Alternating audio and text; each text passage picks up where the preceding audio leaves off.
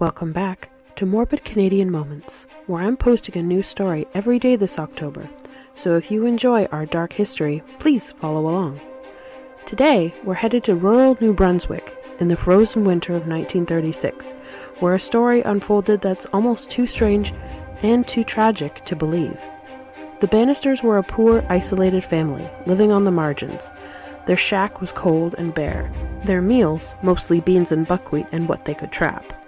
The father was gone, the mother May was illiterate, her sons Daniel and Arthur barely schooled, and 15-year-old Frances was quiet.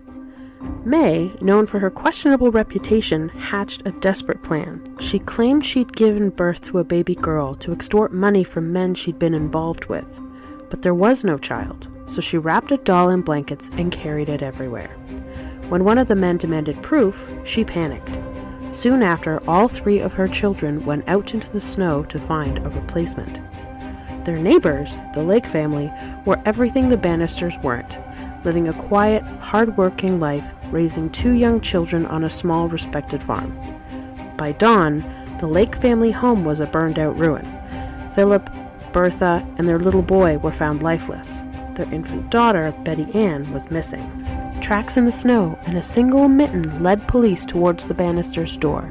Inside, they would find the baby alive, along with the doll that launched the terrible chain of events. New Brunswick's first kidnapping trial followed. Frances, torn by guilt, testified against her own family. May got 3.5 years in prison, while her sons, aged 17 and 20, met their fate and were buried in an unmarked pine coffin together. Betty Ann Lake was returned to her relatives, the only survivor of a family erased overnight. But her life, and the lives around her, innocent, reckless, or complicit, would never be the same.